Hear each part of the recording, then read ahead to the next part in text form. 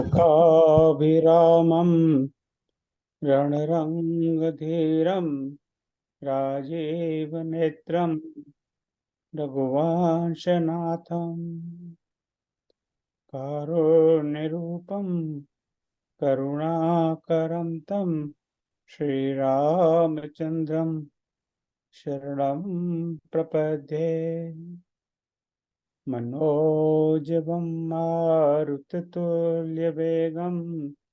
यतेन्द्रियं बोधिमतां वरिष्ठं वातात्मजं वानरयोधमुख्यं श्रीरामदूतं शरणं प्रपद्ये।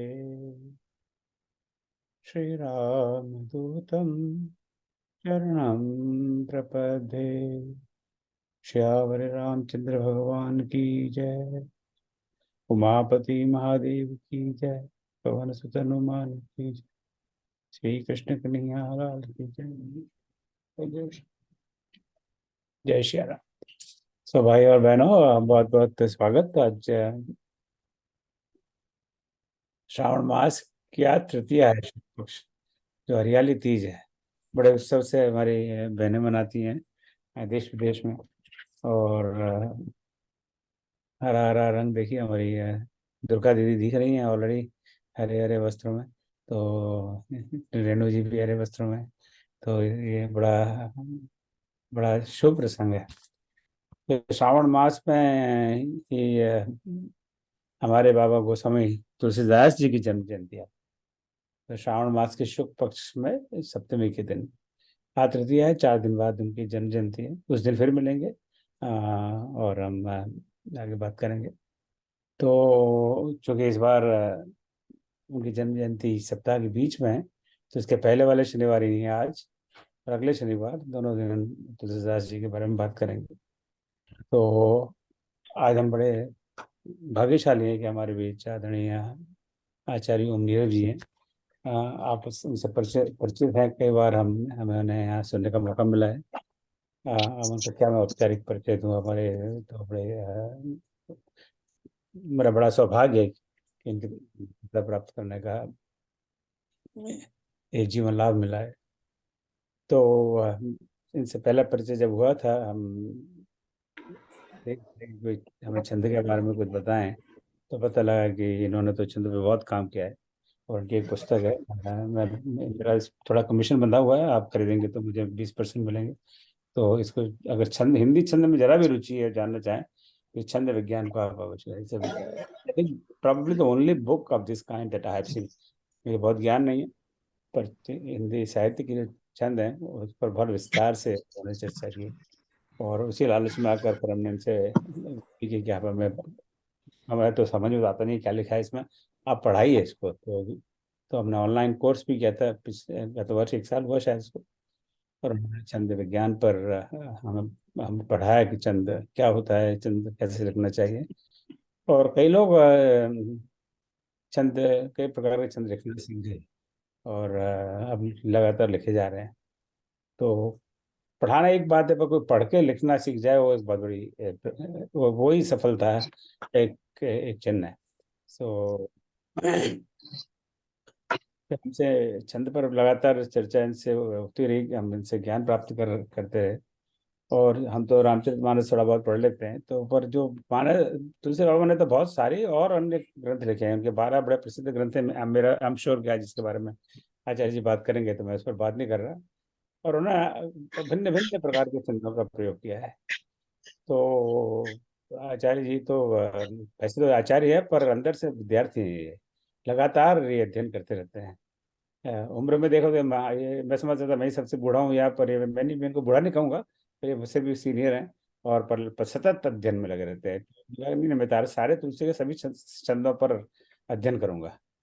और नाग उन्होंने अध्ययन किया। उनकी छंद रचना पर अभी भी एक पुस्तक प्रकाशित हुई है, जो अगले शुक्रवार को मेरे पास आ जाएगी। मेरे भाई श्याम है, वो उनकी पुस्तक लिखा रहे हैं चंद्र रचना पर, तुलसी के चंद्र रचना पर, और उस पर बात करेंगे। तो आज इनका इसी का लाभ लेते हुए गोस्वामी जी की जन्म जयंती है, तो इस संदर्भ रचना पर आचार्य जी ने इतना बड़ा काम किया है। भोपाल कॉन्फ्रेंस में इसी विषय पर इन्होंने प्रस्तुति की थी, तो हमें one of the best paper award देने का अवसर भी मिला था। तो बस अब मैं बिना ज़्यादा समय गंवाए आचार्य जी को आमंत्रित करता हूँ कि हमें बाबा तुलसीदास की चंद्र रचना पर बताएं, और उसको हमें थोड़ा सा ज्ञान अर्जित हो। और आपका कोई प्रश्न हो इस बारे में, जब आचार्य जी अनुमति दें, आप इनसे प्रश्न पूछें और उनकी उपस्थिति का लाभ लें। तो बड़े तालियों के साथ आचार्य जी का स्वागत करते हैं। आचार्य जी, आपका बहुत बहुत स्वागत। आप मंच पर। प्रणाम प्रणाम गुरु जी, प्रणाम गुरु जी, सभी को जय श्री नमन। राम। जय श्री राम। श्री रामचरित भवन,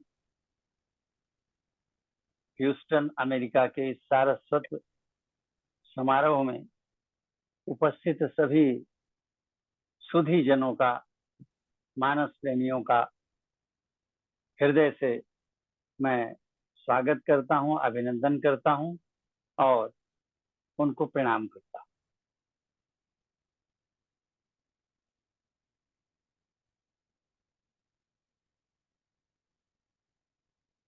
तुलसी के छंद शीर्षक से जो मेरी कृति प्रकाशित हुई है, जिसकी चर्चा अभी आदरणीय डॉक्टर ओम गुप्त जी ने की है, मैं कहूंगा इसका श्रेय ओम जी को ही जाता है, क्योंकि पिछले वर्ष के सितंबर माह में उन्होंने मुझसे प्रस्ताव रखा था कि तुलसी के छंदों पर आप चर्चा कर दें, एक दिन निश्चित कर लिया जाए। तो मैंने स्पष्ट कहा था कि मेरे पास इतना अध्ययन नहीं है, इतनी तैयारी नहीं है कि मैं इस पर बोल सकूं, तो कुछ मुझे समय दीजिए, तो मैं तैयार करके तब वार्ता करूंगा।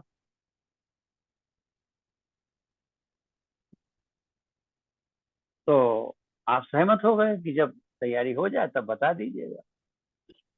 तो सितंबर 2022 से मैंने तैयारी प्रारंभ की, शुरू की। तो तुलसी के छंदों का इतना बड़ा सागर लहराता हुआ मुझे दिखाई दिया कि बात दिनों की नहीं रह गई, सप्ताहों की नहीं रह गई, महीनों की हो गई। और जून 2023 तक वो मेरा अध्ययन चलता रहा। मैं उनके छंदों के आनंद सागर में गोते लगाता रहा।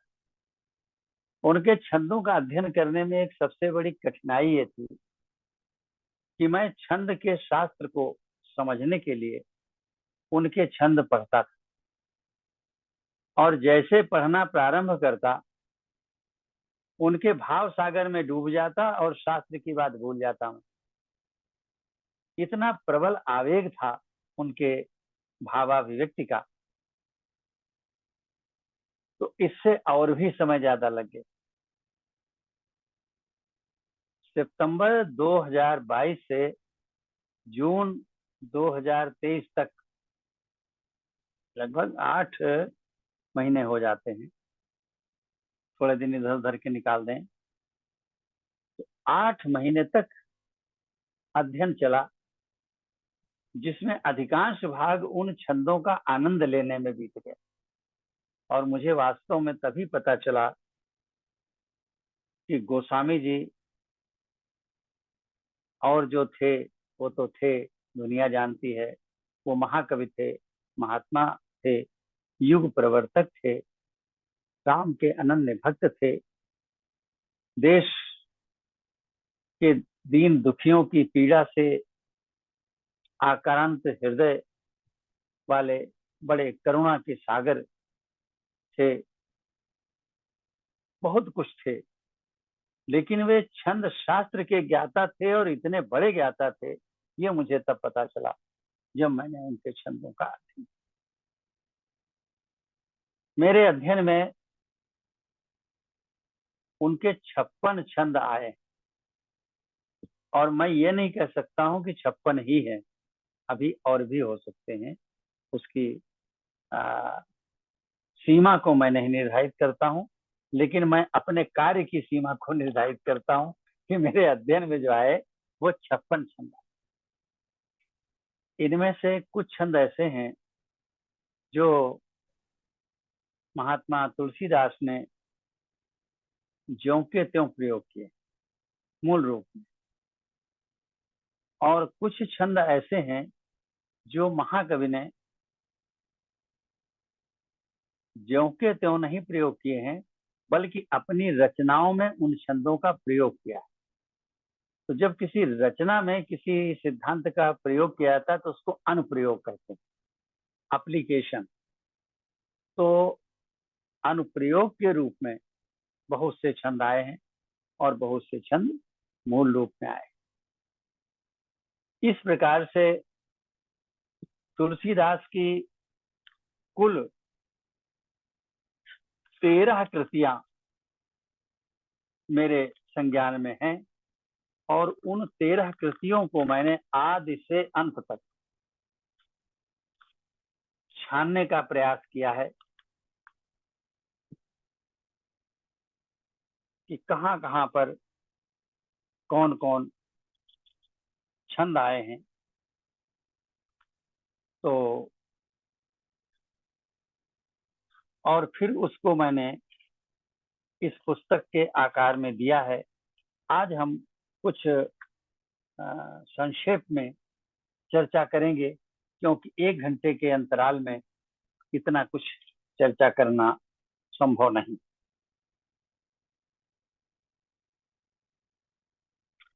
आप जैसा जानते हैं कि तुलसी के कुछ पद हैं जो विनय पत्रिका में पढ़ने को मिलते हैं, गीतावली में पढ़ने को मिलते हैं, कृष्ण गीतावली में पढ़ने।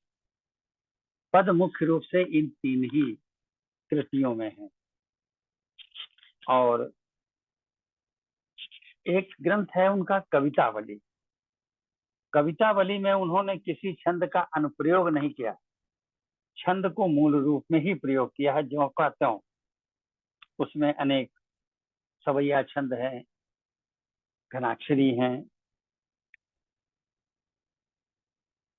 तो इस प्रकार से वो जो 13 ग्रंथ हैं, उसमें से एक ग्रंथ तो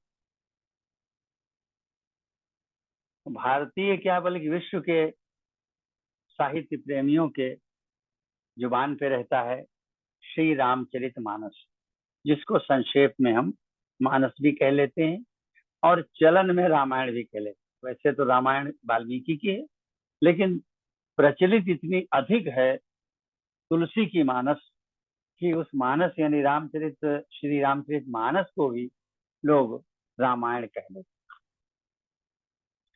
दूसरा ग्रंथ है कवितावली, तीसरा दोहावली, चौथा गीतावली, पांचवा श्री कृष्ण गीतावली, छठा विनय पत्रिका, सातवां रामाज्ञा प्रश्न, आठवां जानकी मंगल, नवा पार्वती मंगल, 10वां हनुमान बाहु, 11वां वैराग्य संदीपनी, 12वां बरवय रामायण और 13वां श्री राम लला नाचू।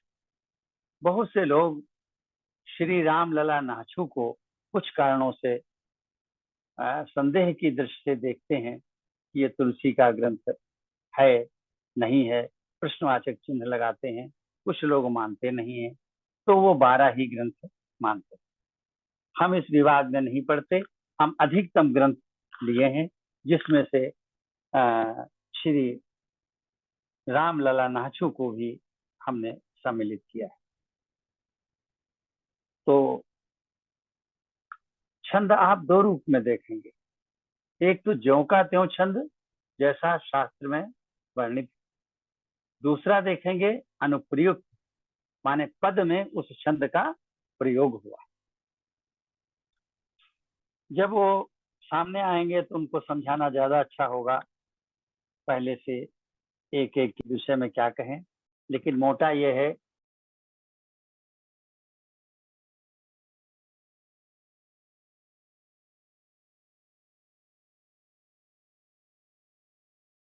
कि पद में एक पंक्ति होती है जो बार बार दोहराई जाती है और फिर दो दो पंक्तियों के जोड़े होते हैं, युग्म होते हैं।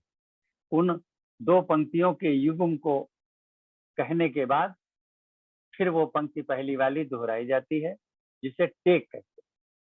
टेक बराबर भी हो सकती है, आधी भी हो सकती है, आधी से कुछ कम ज्यादा भी हो सकती है। कभी कभी 1.5 या 2 पंक्तियों की भी टेक होती है, तो उसमें एक पंक्ति को दोहराते हैं, एक पंक्ति को छोड़ देते हैं। ये बातें तभी ज्यादा समझ में आएंगी जब सामने उदाहरण।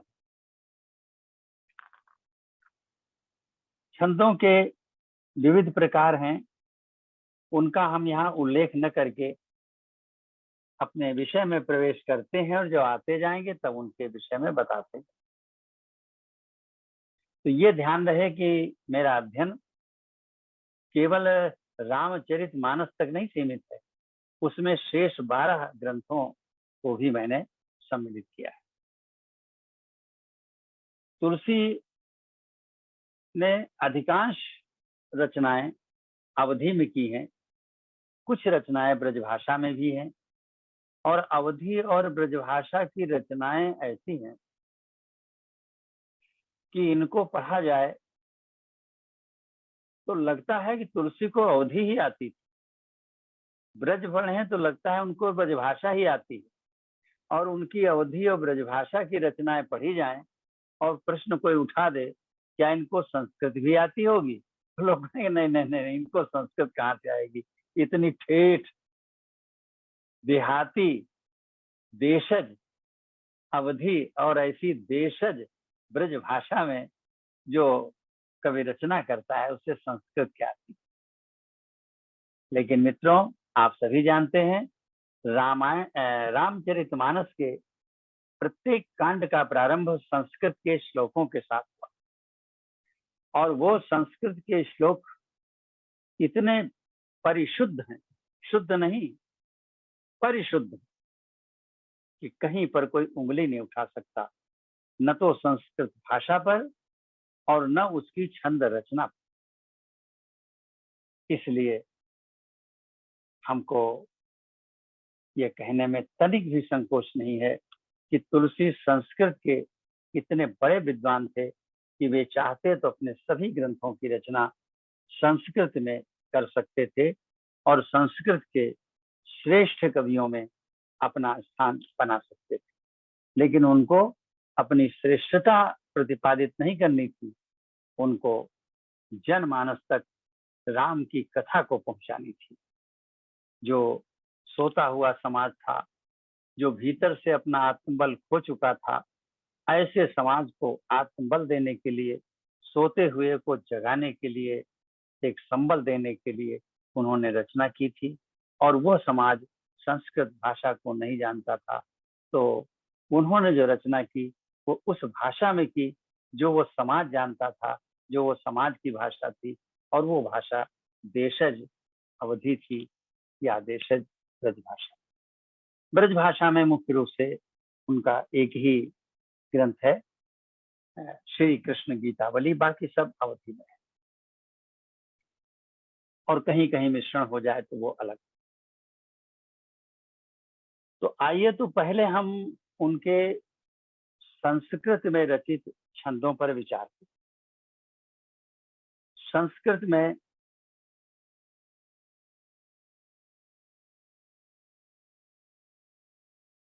महाकवि तुलसीदास ने कुल 10 प्रकार के छंदों की रचना की, 10 प्रकार की, और उन सब छंदों की संख्या है 47। ये सब कांडों में बटे हुए हैं।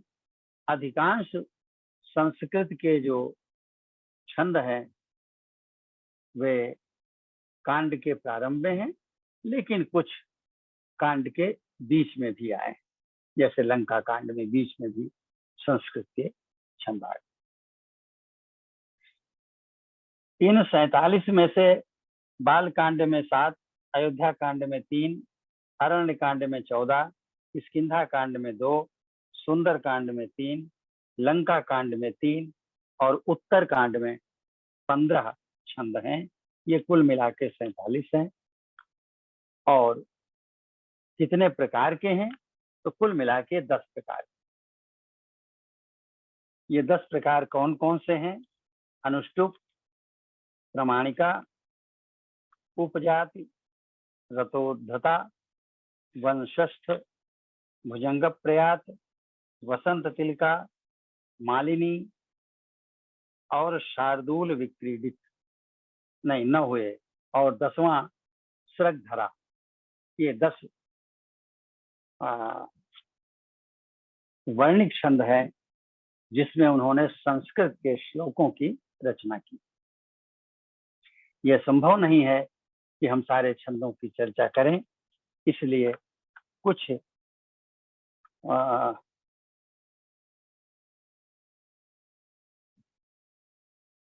उदाहरण उसमें कैसे दे देंगे, जैसे कि पतीली के 2 चावल टटोल के पूरी पतीली का हाल मालूम हो जाता है, ऐसे ही 1-2 हम उदाहरण देंगे। नाम तो हमने सबके पढ़े।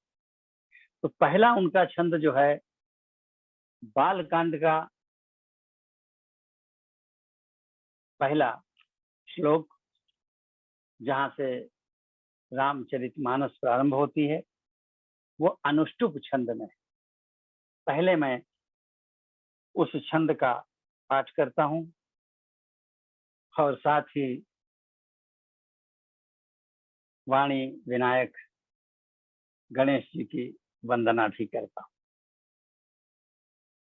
वर्णानामर्थ संघानां रसानां छंदसामपि मंगलानां च कर्तारौ वंदे वाणी विनायको।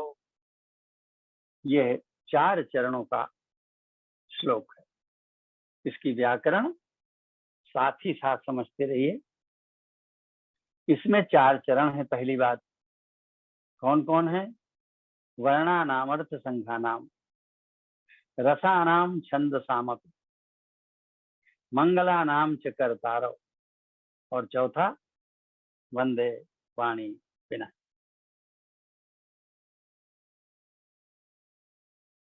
इसके प्रत्येक चरण में 12 वर्ण होते हैं। आज वो समय नहीं है कि हम बताएं वर्ण क्या होते हैं। ये तो मान के चलें कि काव्य में वर्ण हम अक्षरों को कहते हैं और संयुक्ताक्षर को भी एक ही वर्ण मान लिया जाता है। तो पहला जो चरण है उसमें 8 वर्ण हैं। वर, ना, मर, थ, संग, घा, नाम। 8। ऐसे ही सब में 8 गिन लीजिएगा। अब इस छंद की विशेषता क्या है कि प्रत्येक चरण का, इसकी व्याकरण थोड़ी और छंदों से कठिन है। प्रारंभ में थोड़ी क्लिष्टता है, लेकिन समझ में आ जाएगी। आप स्थिर मन से सुन रहे हैं, सब समझ में आ जाएगा। तो 8 वर्णों में जो 5वां, 6ठा और 7वां वर्ण है, पहला, दूसरा, तीसरा, चौथा नहीं, 8वां नहीं, केवल 5वां, 6ठा और 7वां वर्ण। इन वर्णों से जो समूह बना, किन वर्णों से? 5वें, 6ठे और 7वें वर्णों का जो समूह, इस समूह की मात्राएं निश्चित हैं प्रत्येक चरण में, और बाकी वर्णों की मात्राएं अनिश्चित हैं। कभी जो चाहे वो ले सकता। तो ये 5वें, 6ठे और 7वें वर्ण समूह की मात्राएं किस प्रकार निश्चित हैं कि पहले और तीसरे चरण में इनका भार होगा लगागा, लघु, गुरु, गुरु। शास्त्रीय भाषा में य, मा, पा, और इसे कहेंगे यगा। पहले और तीसरे चरण में 5वें, 6ठे और 7वें वर्ण समूह का भार होगा यगण अर्थात यमाता अर्थात लगागा। अब उदाहरण देख लें। वर्णानामर्थ संघानाम के 8 वर्ण हमने गिना दिए, तो 4 वर्ण तो निकाल दीजिए, तब 5वां आएगा। वर्णा ना मर, ये 4 निकाल दीजिए। अब 5वां, 6ठा, 7वां क्या है? थ संघा, थ संघा, ल गा गा, लघु गुरु गुरु, य मा ता, ये गण हो। यही चीज होगी तीसरे में, मंगला नाम च कर्तारव, मंग ला नाम, 4 वर्ण निकाल दिए।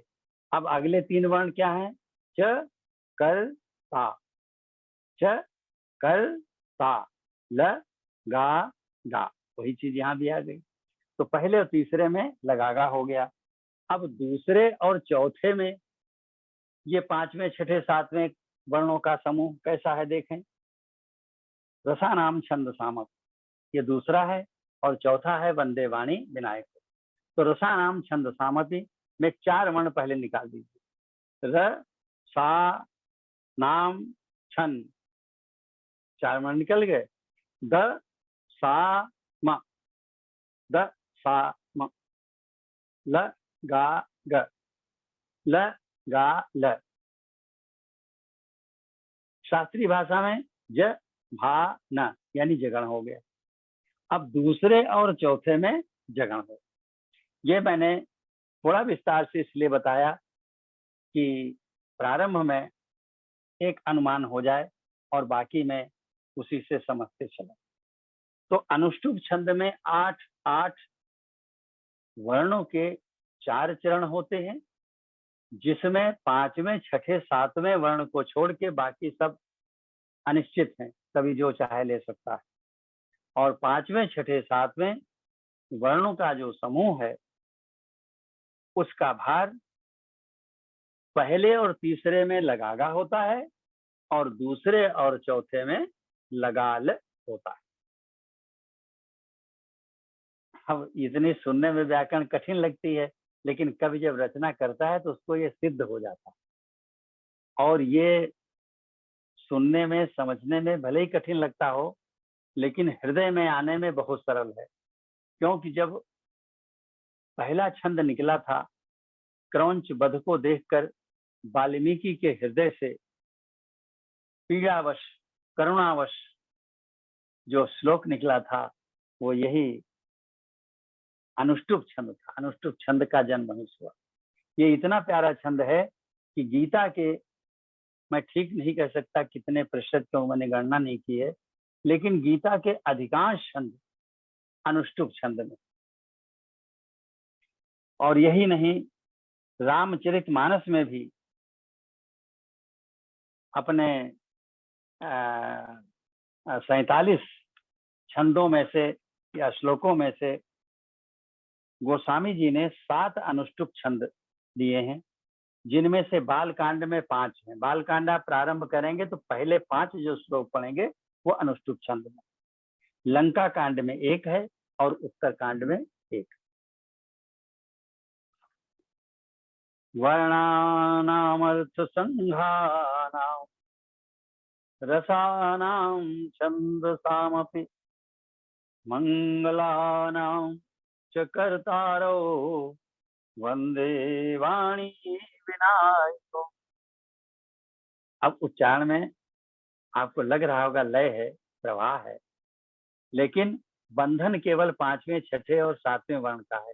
शेष वर्ण कवि स्वैच्छिक रूप से चयन करता है, किंतु प्रवाह बाधित नहीं होना चाहिए। ऐसे छंदों की रचना हृदय से होती है। जब हृदय में वो गति, वो चाल, वो लय स्थापित हो जाती है, तभी कवि उस छंद की रचना कर पाता है। और जहाँ पे सारे वर्णों का भार निश्चित होता है, उसको रचना बहुत ही सरल होता है। जैसे प्रमाणिका है। अब प्रमाणिका में एक एक वर्ण का भार निश्चित कर दिया गया। 8 वर्ण उसके भी चरण में होते हैं। प्रमाणिका में भी 4 चरण है, प्रत्येक चरण में 8 वर्ण हैं, लेकिन प्रत्येक का भार निश्चित है। क्या? बड़ा आसान है। आसान आसान ही बताएंगे आज, कठिन कठिन स्वाध्याय के लिए छोड़ देंगे। तो प्रमाणिका के वर्णों का भार क्या है? लगा लगा लगा लगा, इतना आसान। 4 बार लगा लगा कह दीजिए, हो गया। लगा लगा लगा लगा, यानी लघु गुरु की आवृत्ति 4 बार होती है। लगा लगा लगा लगा। अब इसमें अधिक तो बताना रहा नहीं, आप उदाहरण देख लें। नमामि भक्त वत्सलम कृपालुशील कोमलम भजामि ते पदाम्बुजम अकामिनाम स्वधामदम। इसमें लगा कहाँ आया? नमामि भक्त वत्सलम, नमामि भक्त वत्सलम, लगा लगा लगा लगा। ऐसे ही पूरे छंद को आप समझ सकते हैं। अब मैं सारे छंदों की चर्चा न करके और एक उदाहरण दूंगा। बड़ा प्यारा छंद है, लेकिन नाम बहुत ही सुनने में भयंकर लगता है। इस छंद का नाम है भुजंग प्रयात। भुजंग के नाम से ही लोग घबरा जाते हैं, लेकिन ये भुजंग नहीं है, भुजंग प्रयात है। प्रयात माने गमन है, कि सांप की चाल बड़ी प्यारी होती है। सांप खतरनाक लगता है, लेकिन उसकी चाल बहुत प्यारी होती है, लहरा के चलता है। तो जैसे भुजंग लहरा के प्रयास करता है, गमन करता है, वैसे ही ये छंद लहरा के चलता है। पहले हम उदाहरण पढ़ेंगे, बाद में इसकी व्याकरण बताएंगे। नमामि सुमीशा निर्वाण रूपम विभुम व्यापकम ब्रह्म वेद स्वरूपम निजम निर्गुणम विकल्पम निरीहम चिदाकाशमाकाश वासम भजे। नमामि सुमीशान निर्वाण रूपम। ये एक चरण हुआ, ऐसे ही 4 चरण। अब पहले चरण में आप देखें कि लघु गुरु किस क्रम से आए। नमामि समीशा न निर्वाण रूपम, ये 4 टुकड़े हुए। प्रत्येक टुकड़े में आप देखते हैं नमामि लगागा, समीशा लगागा, न निर्वा लगागा, न रूपम लगागा। अर्थात इसके चरण में वर्णों का क्रम यह है कि लगागा को 4 बार दोहरा दिया। अब लगागा में 3 वर्ण है और 4 बार दोहराया गया, तो ये स्पष्ट हो गया 3 चौके 12। इसमें कुल मिला के 12 बार लगागा लगागा लगागा लगागा। यहाँ पर मैं थोड़ा सा विषयांतर करके आपको ये संदेश देना चाहूंगा कि छंद उतने कठिन नहीं होते हैं जितने हमारे बताने में लगते हैं। वास्तव में छंद हृदय से, अंतरात्मा से ग्रहण किया जाता है और इसकी अंतिम परिणति भी अंतरात्मा में होती है। वो ब्रह्मानंद की अनुभूति कराता है, वह आत्मा में। तो ये कैसे ग्रहण किया जाता है? जब हम कोई रचना लय में सुनते हैं, किसी को गाते हुए सुनते हैं, या हम खुद गुनगुनाने लगते हैं, जैसे भी हो, उसकी लय के आनंद में हम झूमने लगते हैं, आनंद का अनुभव भीतर से करने लगते हैं।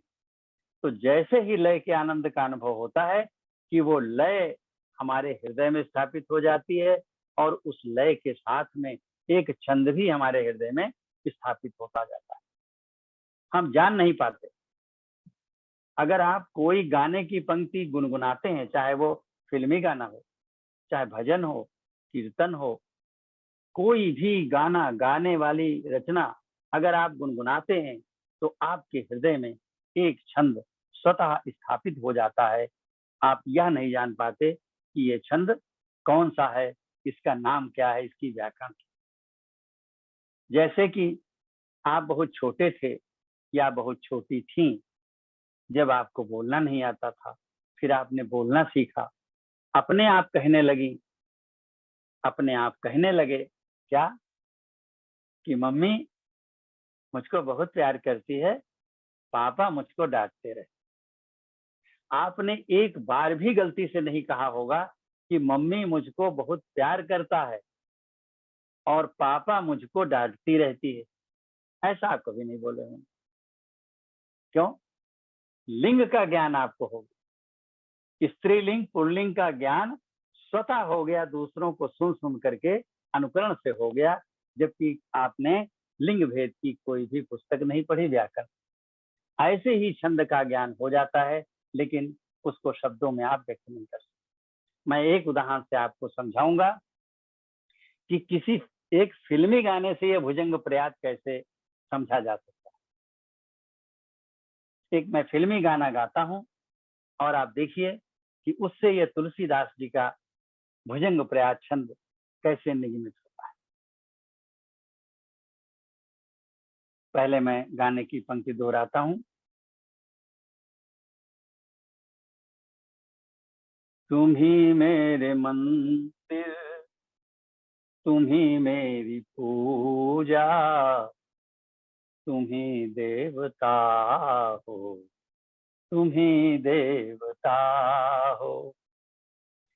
तुम ही मेरे मंदिर, तुम ही मेरी पूजा। इन चार टुकड़ों को आप देखें।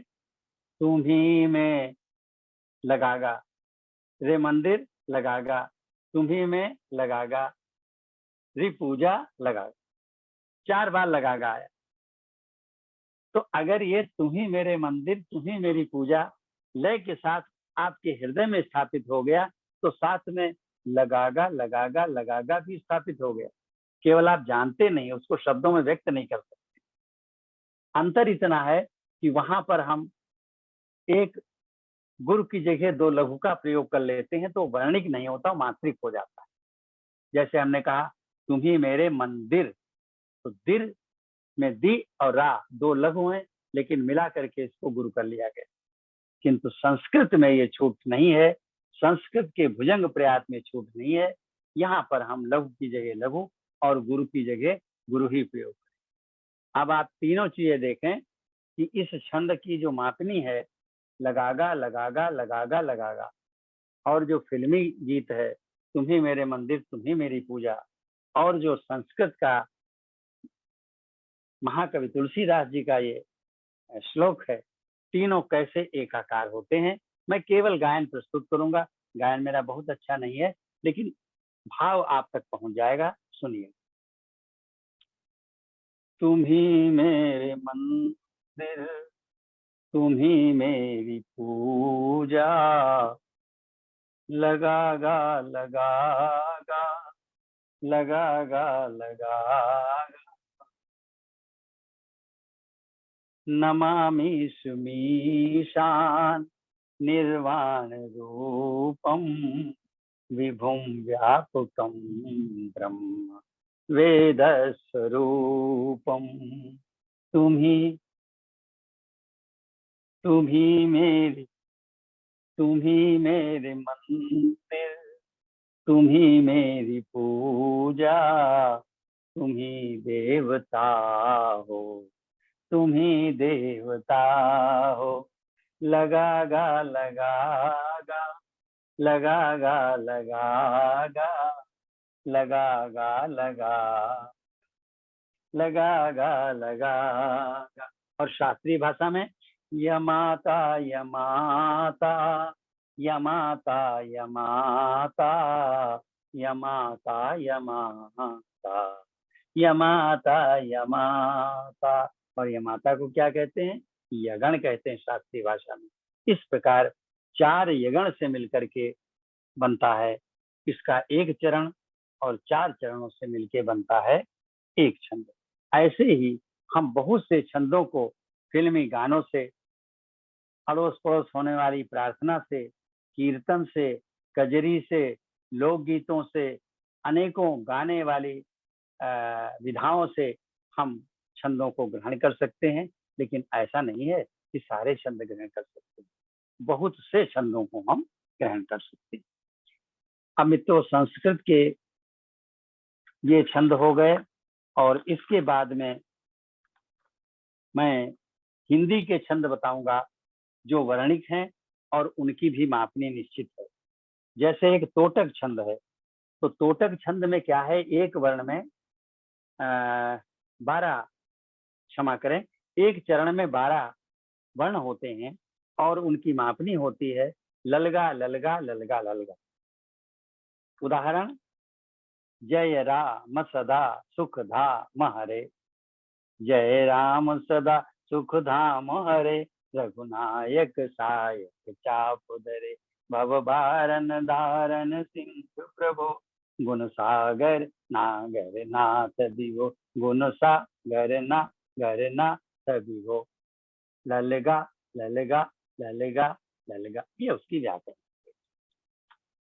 इसी प्रकार से तुलसीदास ने बहुत अच्छे अच्छे सवैया छंद लिखे। ये ज्यादातर आपको कवितावली में देखने को मिलेंगे, हनुमान बाहुक में देखने को मिलेंगे, और एक दो प्रयुक्त अवस्था में अन्य भी कृतियों में मिलेंगे। तो मैं एक मत गेंद सवैया का आपको उदाहरण देता हूँ, कैसे तुलसीदास ने इसका प्रयोग किया।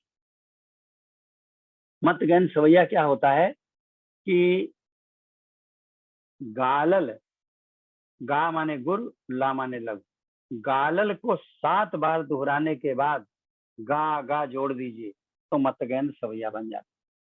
कैसी मापनी होगी, गालल गालल गालल गालल गालल गालल गालल गागा। और इसके छंद कैसे उतरा, दूल्हा श्री रघुनाथ बने, दुलही सिय सुंदर मंदिर मां, गालल गालल गालल गालल गालल गालल गालल गागा। गावती गीत सब मिली सुंदरी, वेद जुआ जुरी विप्र पढ़ाई, राम को रूप निहारती जानकी, कंचन के नग की परछाई, लाते सब सुधि भूली गई, कर टेकी रही पल टारती नाही, कर टेकी रही पल टारती नाही। बड़े ही श्लिष्ट श्रृंगार का उत्कृष्ट उदाहरण है ये सवैया। और इसी प्रकार उन्होंने दुर्मिल सवैया रचे हैं, किरीट सवैया रचे हैं, बातें मुझे बहुत करनी है, समय बहुत कम है। सुंदरी सवैया रचे हैं। और अंत में एक सवैया मैं और बताना चाहूंगा, जिसमें तुलसीदास जी ने या तो नया प्रयोग किया है या चूक की।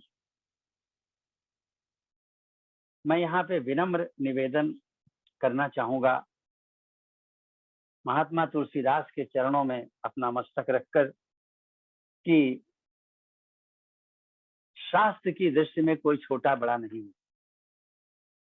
जहां पर शास्त्र से विचलन होता है, विधान से विचलन होता है, वो विसंगति तो होती ही है, चाहे वो महान कवि के द्वारा की जाए, चाहे एक नवोदित कवि के द्वारा की। और उसको अगर छुपा के रखा जाए तो सबसे बड़ा नुकसान ये होता है कि उस महाकवि का अनुकरण करने वाले भी उसी का अनुकरण करते रहते हैं और वो विसंगति आगे बढ़ती रहती है, लोगों की रचनाओं में वो विसंगति आती रहती है। इसलिए मैंने ऐसी विसंगतियों को इस साहस के साथ इंगित किया है कि हो सकता है इन विसंगतियों को देखकर कोई ये संदेह करे कि मुझे तुलसीदास के प्रति आस्था में कमी थी, वो मैं सहन कर लूंगा, लेकिन उन विसंगतियों को इंगित न करके मैं शास्त्र के साथ अन्याय नहीं कर सकता, इसलिए मैं उसको अवश्य ही इंगित करना चाहूँ। पहले मैं एक छंद पढ़ता हूँ जहां पर बड़ी विसंगति हुई है, आप उसको ध्यान से सुने और ध्यान हम आपका आकर्षित करते रहेंगे कि क्या है क्या नहीं है। अभी मैंने मत सवैया पढ़ा था, गालल गालल गालल गालल गालल गालल गालल गागा। अब इसी पे देखिए पंक्ति चल रही है, गर्भ के अर्भक काटन को पटुधार कुठार कराले है जाको। ये मत सवैया है, शुद्ध है, कोई गड़बड़ी थोड़े। दूसरी पंक्ति सुने, सोई हों बूझत राजसभा, धनु को दल्यो हों दली हों बल ताको। तो परशुराम जी कह रहे हैं अब बहुत बढ़िया पंक्ति है, शुद्ध है, मत गयंद सवैया।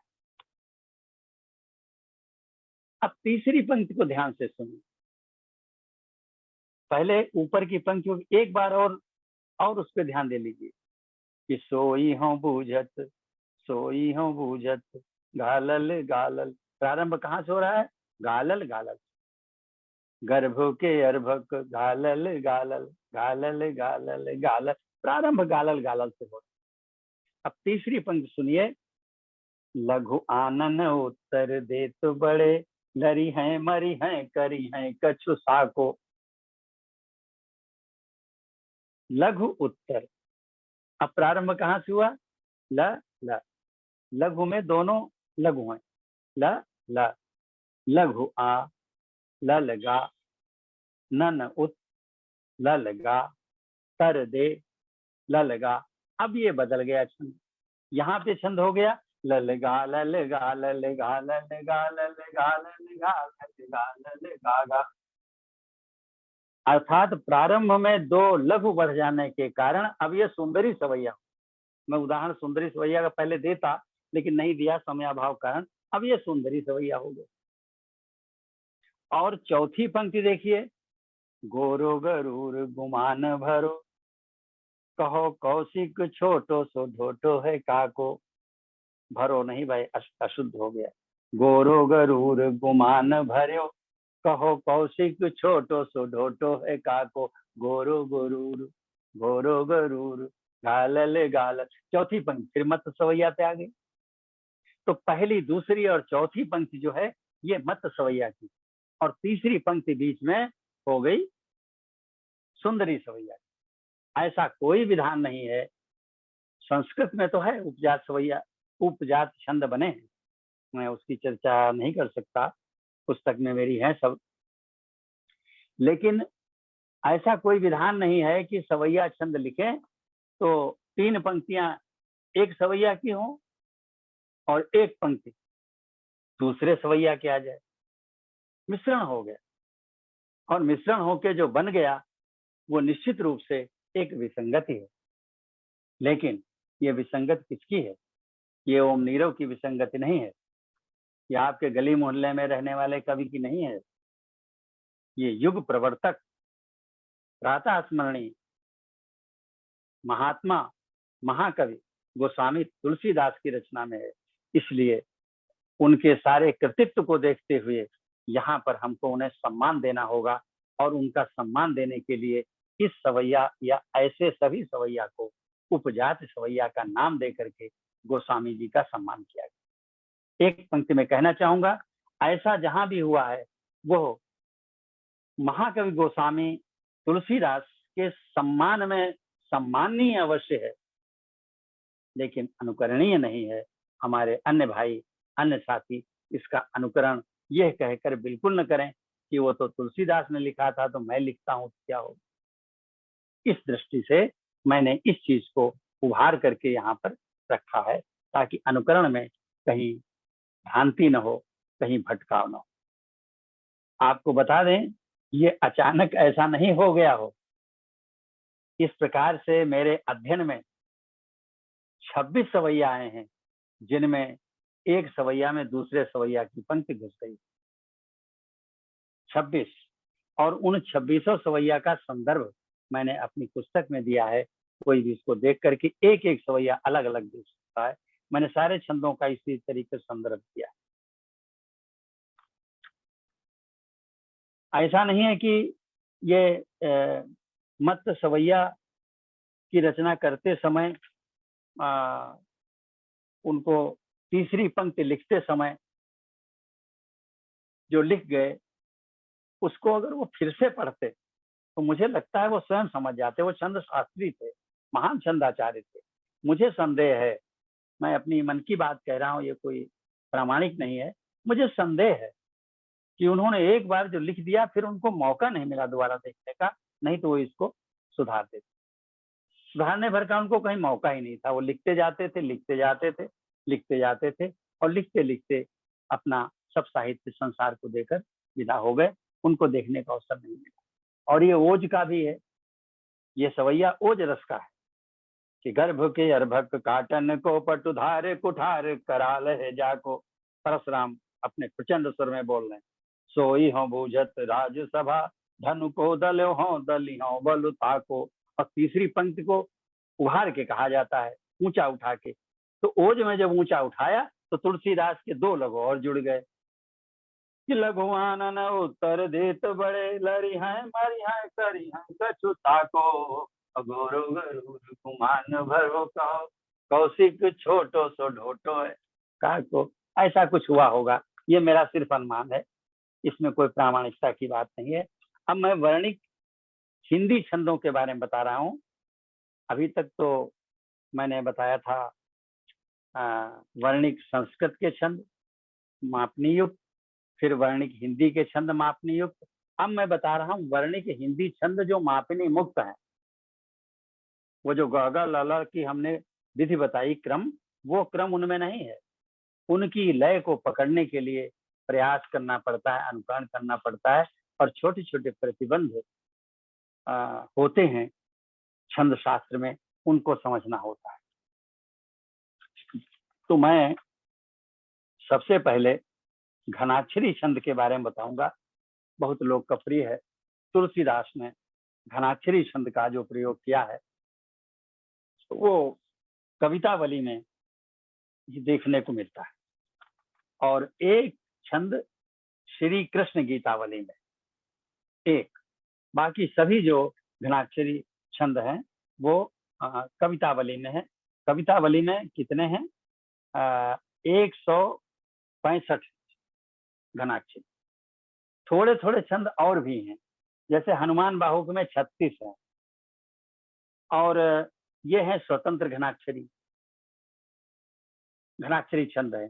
लेकिन जो पद लिखे हैं, जो हमने बताया गाए जाते हैं एक से एक बना करके, उन पदों में भी घनाक्षरी छंद का प्रयोग तुलसीदास ने किया है। बिल्कुल नया प्रयोग है, और वो कहाँ है? विनय पत्रिका के 9 पदों में है, गीतावली के 34 पदों में है, कृष्ण गीतावली के 3 पदों में। क्षमा कीजिए, पहले मैं कुछ गलत बोल गया। तो इस प्रकार से 165 घनाक्षरी छंद जो हैं वो, और 36 हनुमान बाहुक में,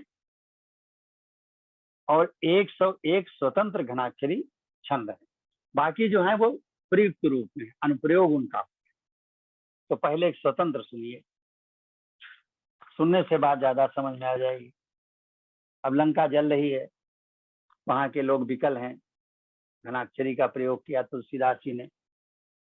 अब ये ऐसा मैं छंद ले रहा हूं जो सभी लोग जानते हैं। बालधी विशाल विकराल ज्वाल जाल मानो लंक लीली देखो काल रसना पसारी है। कैंधो व्योम बीतिका भरे हैं भूमि धूम केतु वीर रस धीर तर तो उघारी है। तो तुलसी सुरेश चाप कैंधो दामिनी कलाप कैंधो चली मेरु ते कृसानु सरी भारी है। देखे जातु धानी है कुलानी कह कानन उजारे वो नगर जारी है। कानन उजारे वो नगर प्रजारी है। ये घनाक्षरी। इसकी एक पंक्ति इतनी लंबी होती है कि कहने में सांस फूल जाती है, इसलिए काव्याचार्यों ने इसका नाम दंडक रखा। 26 वर्ण से ज्यादा हो जाए तो उसको दंडक कहते हैं। इसमें चूंकि वर्णों का भार निश्चित नहीं है, इसलिए ये मुक्तक है, मापनी से मुक्त है। और एक चरण में इसके वर्ण कितने होते हैं? 31, थोड़े नहीं, 31 वर्ण हो, और 16-15 पर यति होती। एक बार देख लें कि बालधी विशाल विकराल ज्वाल जाल मानो 16 वर्ण, लंक लीली बेको काल रचना पसारी है 15 वर्ण, 16-15 मिलके 31। इसी प्रकार के सारे चरण हैं। अब मैं आपको बताना ये चाहूंगा कि 2 घनाक्षरी तुलसीदास जी ने, 2 नहीं बल्कि 3 घनाक्षरी तुलसीदास जी ने वो प्रयोग की हैं जो शास्त्रीय हैं, पहले से चली आ रही है। दूसरी रूप घनाक्षरी है। रूप घनाक्षरी में 32 वर्ण होते हैं, अंत उसका गाल होता है, गुरु लघु से होता है, और यति 16-16 पर होती है। एक उदाहरण देखें, जानकी जीवन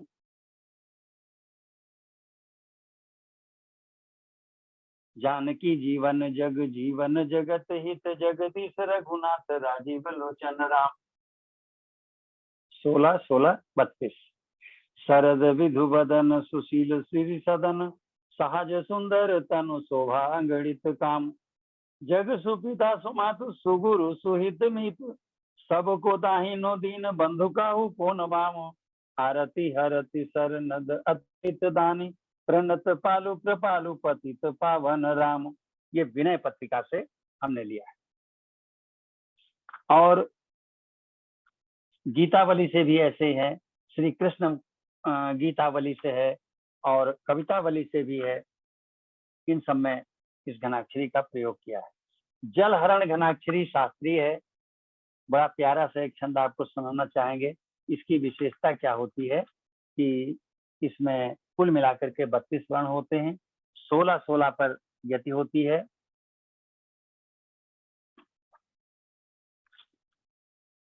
और 8-8-8 पे अगर यति हो तो और सौंदर्य आ जाता है।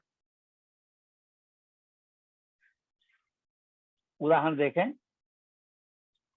राम के बाल रूप का वर्णन है। मैं भाव पक्ष पे बिल्कुल नहीं जाता हूँ, ऐसे कहीं आ जाता है मन में तो बोल देता हूँ, क्योंकि मेरा आज का उद्देश्य छंद शास्त्रीय विवेचना है। सुनिए, देखिए, भाव पक्ष तो आपसे छिपा रहेगा नहीं, आप तो उसमें डूबी जाएंगे। यही तो उसी की विशेषता है। छोटी छोटी गोड़ियां अंगूरिया छबीली छोटी नख ज्योति मोती मानो कमल दलानी पर। इसमें ध्यान दीजिएगा कि अंत में क्या रहा, दलानी पर लघु लघु। इसकी हर चरण के अंत में लघु लघु आएगा। छोटी छोटी गोड़ियां अंगूरियां छबीली छोटी नख ज्योति मोती मानो कमल दलानी पर। ललित आंगन खेलें ठुमुक ठुमुक चलें झुंझुन पाए पैजनी मृदु मुखर। किंकिनी कलित कटी हाटक जटित मणि मंजू कर कंजनी पहुंचिया रुचिर तर। पियरी झीनी झंगुली सांवरे शरीर खुली बालक दामिनी ओढ़े मानो बारे बारी धर। बालक दामिनी ओढ़े मानो बारे बारी धर। इसमें भी 32 वर्ण के हैं चरण, 16-16 पे यति है। लेकिन विशेषता क्या है, अंत में 2 लघु होते हैं। और जो रूप घनाक्षरी अभी सुनी थी उसके अंत में गुरु लघु होता है। ये 3 मौलिक घनाक्षरी। इसके अलावा उन्होंने अपने आप घनाक्षरी के रूप निर्धारित किए हैं जो हमको काव्य शास्त्र में नहीं मिले। जो भी पुस्तकें मेरे संज्ञान में हैं उनमें कहीं भी नहीं मिला, तो मैंने उनका नामकरण कर दिया। एक है मनहरी घनाक्षरी, इसमें 30 ही वर्ण होते हैं। 30 वर्ण की घनाक्षरी काव्य शास्त्र में नहीं है, तुलसीदास ने लिखी है और बहुत अच्छी लिखी है, तो उनके सम्मान में मैंने इसका नाम मनहरी रखा। 16-14 पर यति है, 8-8-8-6 पर यति हो तो और उत्तम होती है। और साथ में अंत में अगर 3 लघु आए तो सौंदर्य बढ़ जाता है। आप उदाहरण देखें, करम कलाप परिताप पाप साने सब ज्यों सुफूल फूले तरु फोकट फरनी। ये फोकट फरनी 3 लघु। दंभ लोभ लालच उपासना विनाशिनी के सुगति साधन भई उदर भरनी। जोग न समाधि निरुपाधि न विराग ज्ञान वचन विशेष बेश काहू न करनी। कपट कुपथ कोटि कहानी रहानी कोटि सकल सराह निज निज आचरणी। चरणी प्रत्येक में 3-3 लघु अंत में आते हैं और वर्ण इसमें 30 ही। एक उन्होंने घनाक्षरी से नया छंद पैदा कर दिया। वो छंद शास्त्री ही नहीं थे, छंद के विशेषज्ञ थे और अन्वेषक भी थे। कि जो मनहर घनाक्षरी मैंने प्रारंभ में सुनाई थी उसमें 16-15 पर यत थी। 16 के बाद 15 का एक टुकड़ा था। उस 15 वर्ण के टुकड़े को ही उन्होंने एक चरण बना करके एक छंद बना दिया। मैंने उसका नाम मनोहारी रखा है, क्योंकि वो हमें काव्य शास्त्र में कहीं देखने को नहीं मिला। तो इसमें कुल कितने होंगे? 15 वर्ण होंगे और 8-7 परियति होगी। नियम सब वही हैं जो घनाक्षरी के हैं। देखें, भयहु उदास राम मेरे आसरावरी, आरत स्वारथी सब कहाँ बात बावरी, जीवन को दानी धन कहाता ही चाहिए, प्रेम नेम के निभाए चातक सराहिए। कोई कहेगा ये तो अचानक हो गया होगा, ऐसा नहीं है। उन्होंने विनय पत्रिका में ऐसे 5 छंद रचे हैं और गीतावली में 2 छंद रचे हैं। गीतावली के एक सुन लीजिए। पथिक पयादे जात पंकज से पाए हैं, मार्ग कठिन कुछ कंटक निकाय हैं, सखी भूखे प्यासे पै चलत चित चाय हैं, इनके सुकृत सुर शंकर सहाय हैं। इस तरीके से उन्होंने न केवल घनाक्षरी छंद लिखा, बल्कि घनाक्षरी छंद में नव प्रयोग भी किया। अब मैं मात्रिक सम छंदों पे आता हूं, जिसके लिए तुलसीदास पूरे संसार में जाने जाते हैं। और वो कौन सा छंद है? चौपाई छंद। चौपाई छंद कैसा है? ये मात्रिक सम छंद है और मापनी मुक्त है। इसमें वो बंधन नहीं, लघु गुरु का कोई क्रम। तो चौपाई के विषय में आपको अधिक क्या बताना, कम से कम श्री रामचरित मानस से जुड़े हुए श्री मानस भवन के जितने भी सम्मानित सदस्य हैं, वो चौपाई का प्रातः सायं पाठ करते ही हैं। तो उस विषय में सिर्फ इतने कहना है, 16 मात्राएं होती हैं। अंत में गुरु लघु का क्रम वर्जित होता है और 2, 6, 10 मात्रा के बाद त्रिकल त्रिकल का युग्म वर्जित होता है। इसकी व्याख्या करने का समय नहीं है। मानस में कुल मिला के 4558 चौपाई है। वैराग्य संदीपनी में 14 चौपाई है। कुल मिलाकर के 4572 चौपाई। इसके अतिरिक्त जिन चौपाई छंदों का अनुप्रयोग हुआ है पदों में, उन पदों की संख्या इस प्रकार है कि विनय पत्रिका के 39 पदों में प्रयोग हुआ है, गीतावली के 57, श्री कृष्ण गीतावली के 20 पदों में चौपाई छंद का प्रयोग हुआ। और इस प्रकार जो संदर्भ है वो हमारी इस पुस्तक में दिया हुआ है। एक एक पद, एक एक छंद का पूरा संदर्भ है। गीता प्रेस की जो पुस्तकें हैं उसी के आधार पर हमने संदर्भ दिया है, अन्य में अंकों की संख्या बदल सकती है। तो आइए एक चौपाई का पाठ करके हम चौपाई छंद को समझें।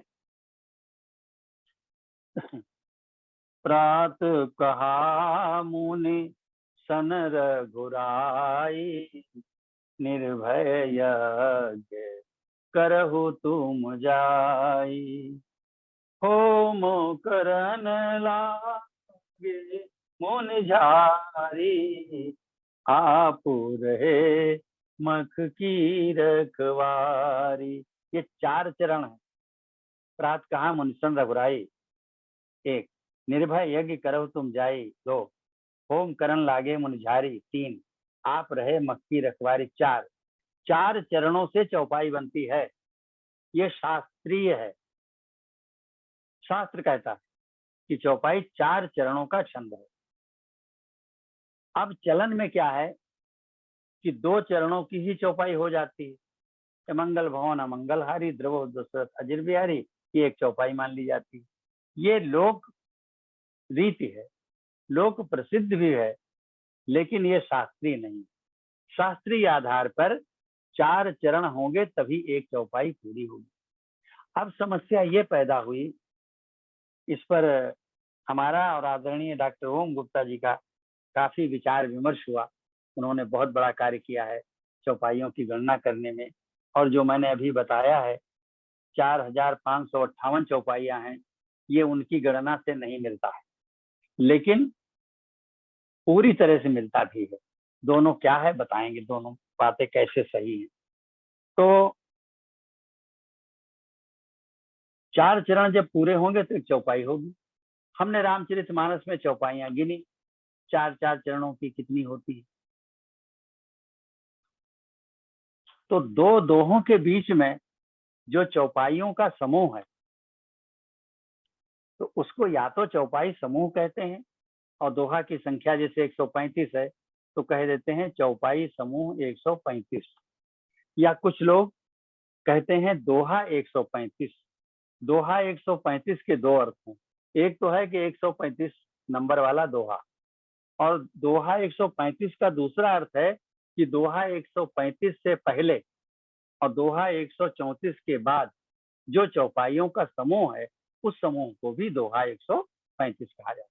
मेरा अभिप्राय है कि जो दो दोहों के बीच में चौपाई समूह आता है, तो उसमें 4-4 चरणों की चौपाइयां आप गिनिए। तो गीता प्रेस की रामायण में 2 चरण एक लाइन में लिखे हैं, एक पंक्ति में लिखे हैं, तो 2 पंक्ति में 4 चरण हो गए। अब 2-2 पंक्तियों की चौपाइयां, अर्थात 4-4 चरण की चौपाइयां गिनते जाइए। आखिर में अगर 2 ही चरण बचे तो क्या करेंगे? कई जगह ऐसा है कि अंत में 2 ही चरण बचते हैं। मैंने गणना की है आदि से अंत तक रामचरितमानस में, तो ऐसे 93 उदाहरण, 93, जिनमें कि 4-4 चरणों की चौपाई निकालने के बाद 2 चरण शेष बच रहते हैं। तो जब चौपाई 4 चरण की है तो इन 2 चरणों को क्या कहेंगे? इनको महाकवि तुलसीदास जी के सम्मान में अर्धाली कहा गया। अर्धाली कोई काव्य शास्त्र में उल्लिखित छंद नहीं है, ये केवल महात्मा तुलसीदास जी के सम्मान में, लोक रीति के सम्मान में, प्रचलन को देखते हुए इसका नाम अर्धाली रखा गया। तो मैंने 93 अर्धाली निकाल ली, और आदरणीय ओम गुप्ता जी ने जो गणना चौपाइयों की है, उस चौपाई में जब हमने 93 अर्धाली निकाल ली, तो शेष जो 4-4 चरणों की चौपाई बची वो 4558 है। दोनों की गणना में कोई भी अंतर नहीं है, केवल अंतर यह है कि हमने अर्धालियों को अलग कर लिया। और अर्धाली इतनी प्रचलित है, अर्धाली को चौपाई के नाम से बोलने की इतनी प्रवृत्ति है कि रामचरित क्षमा करें, हनुमान चालीसा में 40 चौपाई नहीं है, वहां 40 अर्धाली हैं, और नाम उसका हनुमान चालीसा रखा गया। इसके माने हैं कि अर्धाली अर्थात 2 चरणों की अर्धाली को चौपाई कहने की प्रवृत्ति लोक में बहुत रही है, लेकिन वो शास्त्रीय नहीं। और बातें न करें, अब थोड़ा सा अगले प्रकार के छंद में जाएं। वैसे हम आपको ये बता दें कि ये चौपाई छंद जो है वो खाली छंद नहीं है, अनेक छंदों की जननी है। जैसे, और उन सबका प्रयोग, अधिकतर का प्रयोग तुलसीदास ने अपने पदों में किया है, उनका प्रयोग अलग से नहीं किया, पदों में किया है। कौन कौन से बनते हैं? चौपाई 16 मात्रा की होती है। 16 मात्रा की चौपाई में अंत से एक लघु निकाल दीजिए, तो जो 15 मात्रा रह जाएंगी वो छंद जयकरी होगी। जयकरी का मतलब 15 मात्रा, गागा गागा गागा गाल, गागा गागा गागा गाल, ऐसा बना दें तो वो जयकरी हो जाएगा। उसको चौपाई भी कहते हैं, पा में आ की पाई न लगाओ, चौपाई। अब ये 15 मात्रा का जो चौपाई बना या जयकरी बना, इसको अगर 16 मात्रा की चौपाई में जोड़ दें, चौपाई की 16 मात्रा और जयकरी की 15 मात्रा, तो कितनी हो जाएंगी? 31 हो जाएंगी। तो ये 31 मात्रा का वीर छंद बन जाएगा। अब वीर छंद की 31 मात्रा में अगर एक मात्रा अंतिम निकाल दें तो 30 मात्रा का लावणी छंद बन जाएगा। लावणी छंद 30 मात्रा का है, उसके अंत से एक मात्रा निकाल दें तो 29 मात्रा का प्रदीप छंद बन जाएगा। प्रदीप छंद के अंत से एक लघु निकाल दें तो 28 मात्रा का सार छंद बन, 28 मात्रा के अंत से एक मात्रा निकाल दें तो 27 मात्रा का सरसी छंद बन जाएगा। सरसी छंद के अंत से एक मात्रा निकाल दें तो 16 10 26 मात्रा का विष्णुपद छंद बन जाएगा। इस प्रकार से चौपाई से अनेक छंदों की उत्पत्ति होती है और किनसे जुड़ के क्या बनता है वो सब यहाँ पर नहीं, केवल मैंने चौपाई से ही बताया कि कैसे छंदों का निगमन होता है और इसमें से तुलसीदास ने बहुत से छंदों का प्रयोग अपने पदों में किया। अब इसके बाद छंद के का जो अगला प्रकार है या एक तो इसमें हम जरूर बताना चाहेंगे कि किसी सममात्रिक मापनी मुक्त छंदों में एक छंद तुलसीदास को बहुत प्रिय था। हालांकि छंद बहुत कम रचे हैं लेकिन बड़ा आनंददायक छंद है। इसका नाम है त्रिभंगी।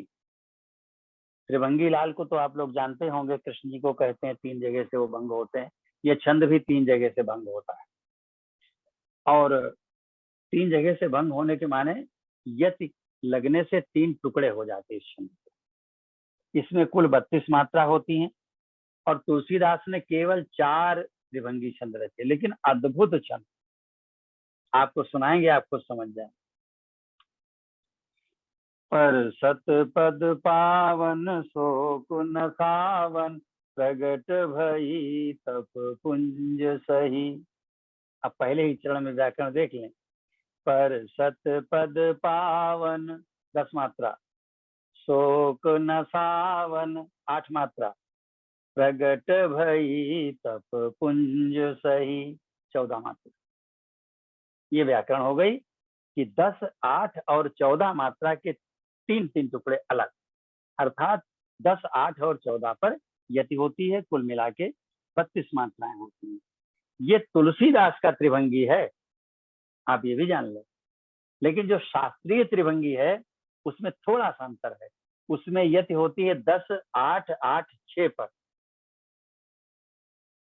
10, 8, 8, 6 तुलसीदास जी ने अंत के 8 और 6 को मिला के 14 एक में कर दिया और उन्होंने 3 टुकड़े, मतलब 4 टुकड़े करने के बजाय 3 ही टुकड़े किए हैं। ये तुलसीदास के त्रिभंगी में और छंद शास्त्र के त्रिभंगी में अंतर है, लेकिन ये प्रयोग उनका हमें बहुत अच्छा लगा है। कहीं कोई बाधा नहीं पड़ती, प्रवाह क्यों का क्यों बना। पर सत पद पावन सो कुन सावन प्रगट भई तप पुंज सही। देखत रघुनायक जन सुखदायक सन्मुख होई कर जोरी रही। अति प्रेम धीरा पुलक शरीरा मुख नहीं आगई बचन कही। अतिशय बड़ भागी चरण लागी जुगल नयन रसधार बही। जुगल नयन जलधार बही। कितना ही मार्मिक करुण वर्णन है इसमें।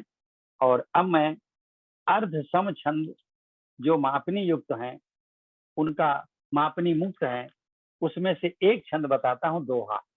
क्योंकि दोहा चौपाई की न बात की जाए तो तुलसी के छंद की बात अधूरी रह जाएगी। तो दोहा में 13 13 मात्रा के 4 चरण होते। ध्यान से सुनिएगा। 13 मात्रा के 4 चरण होते। लेकिन गीता प्रेस की रामायण में दोहा को 2 पंक्तियों में लिखा गया है। प्रत्येक पंक्ति 13 के 2 चरणों से बनी और गीता प्रेस ने 13 पर विराम, अर्ध विराम, अल्प विराम कुछ भी नहीं लगाया। 13 और 11 को पूरा मिला के 24 मात्रा की एक पंक्ति लिखी है। मेरी दृष्टि में यहाँ पर गीता प्रेस ने छंद संबंधी चूक की। दोहा भले ही वो 2 पंक्ति में लिखते, और लिखते क्या, दोहा लिखा जाता है 2 पंक्ति में, लेकिन 13 मात्राएं जहां खत्म होती हैं वहां पर अल्प विराम होना चाहिए, उसके बाद 11 मात्राएं होनी चाहिए। तो 13 मात्रा के 4 चरण दोहे में होते हैं। और इसके जो पहले और तीसरे चरण हैं, उन चरणों का प्रारंभ लगाल से नहीं हो सकता, लगागा से नहीं हो सकता, गालगा से नहीं हो सकता, गागाल से नहीं हो सकता। ये जो हम बोले हैं स्वर, इनसे नहीं हो सकता है का अर्थ है कि इनसे बनने वाला एक समूचा शब्द प्रारंभ में नहीं आ सकता है, टुकड़ों में आ सकता है।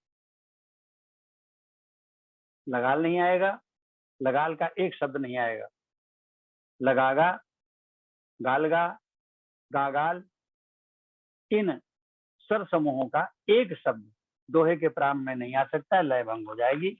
और अब उदाहरण सुनाएं। सहज सुहृद गुरु स्वामी सिख, जो न करे सिर मान, सो पछिताई अघाई उर, अवसि होई हितहान। एक दोहा मैंने ले लिया। अब इसको 4 चरणों में विभाजित करें तो क्या होगा?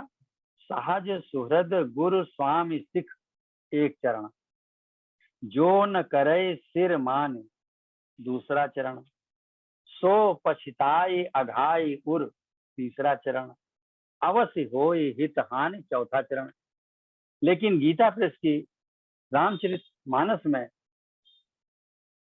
पहले और दूसरे चरण के बीच में अल्प विराम नहीं लगा, बिल्कुल एक मिला के उनको एक पंक्ति के रूप में लिख दिया है, जिससे छंद को समझने में असुविधा होती है।